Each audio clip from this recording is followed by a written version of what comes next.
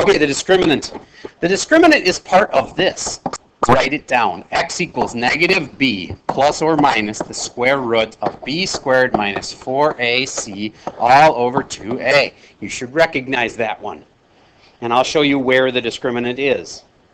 I bet you never knew that this was broken into two major parts. I did tell you this once, and so hopefully this will come to you very easily. There's this part, and that part is the discriminant. Circle it, and then put a little arrow and say discriminant. Not the square root. That's why I specifically circled inside it. That's a discriminant. And this part is the vertex. Remember we showed you like several ways to find the vertex? This is another way to find the vertex. The vertex is at negative b over 2a. All right, now let me talk you through this. There's only three things that this discriminant here could be. Either b squared minus 4ac is going to be bigger than 0, or b squared minus 4ac is going to be less than 0, or what's the last option? B squared minus 4ac is equal to 0. Okay, now it'll do different things based on that. If it's less than 0, that's the easiest one, because that means it's negative. And if b squared minus 4ac is negative, you can't have a negative underneath the square root, right?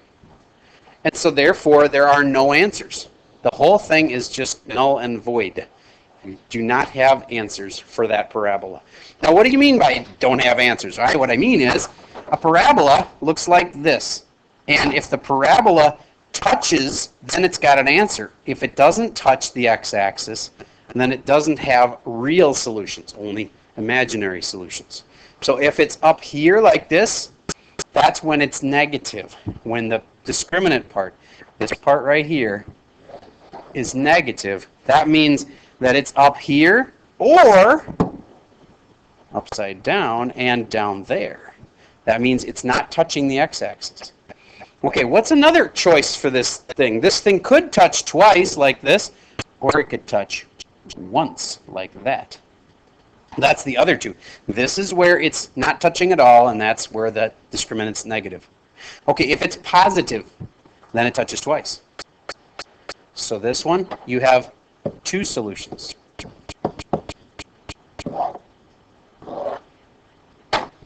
And last but not least, if it's equal to 0, then that's the one where it's touching it just once. And somebody should be able to figure this out.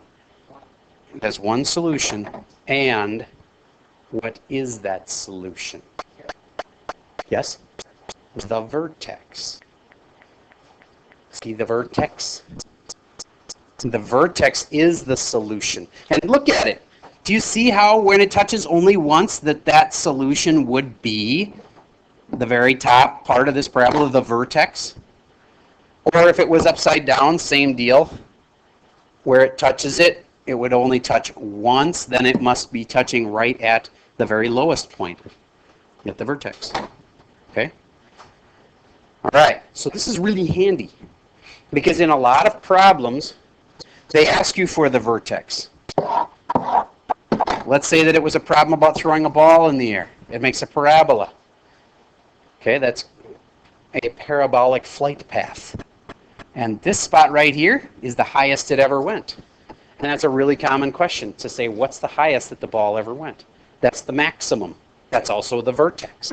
How do you find the vertex? You find the vertex with negative b over 2a. The first part of that formula. And the bottom part, I guess you could say.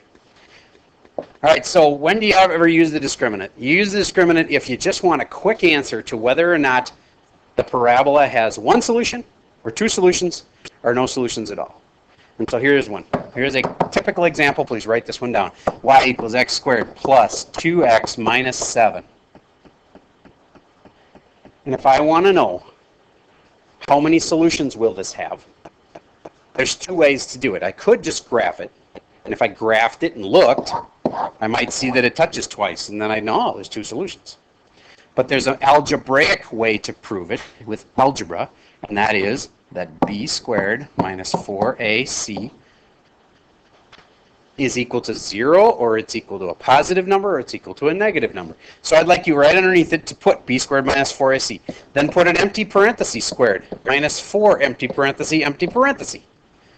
What I'm trying to say is that all your b and a and c are all variables. And then we're going to put the numbers in.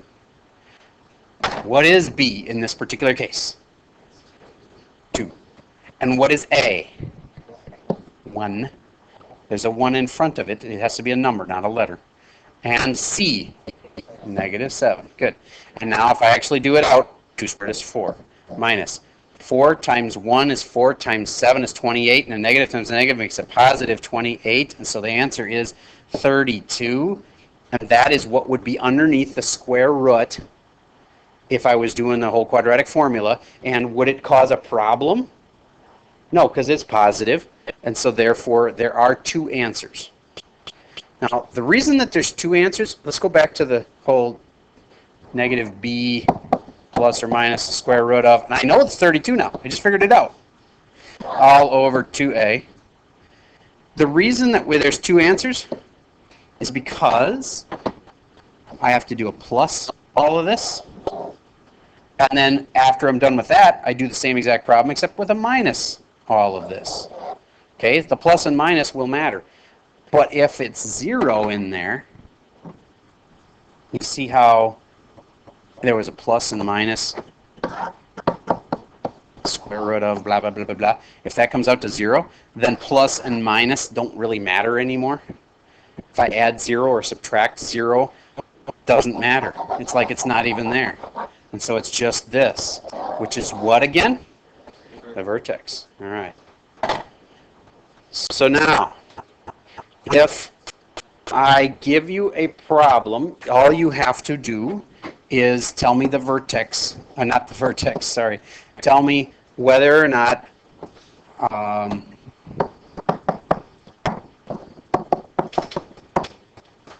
it has 1 solution, 2 solutions, or 3 solutions.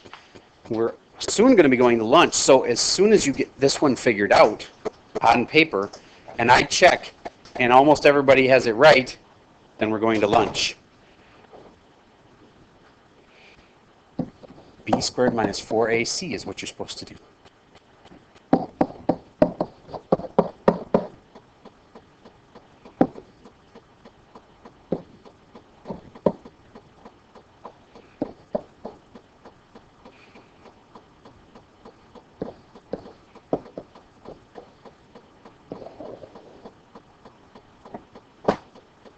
I'm standing in front of the board so they can't see the answer. Who's got it? Raise your hand if you got it. All right, did you get a negative number? Yes. In the back. Negative 56 is right. So what does that mean? When it's negative underneath the square root, how many solutions would you have? No solutions. Okay, head to lunch.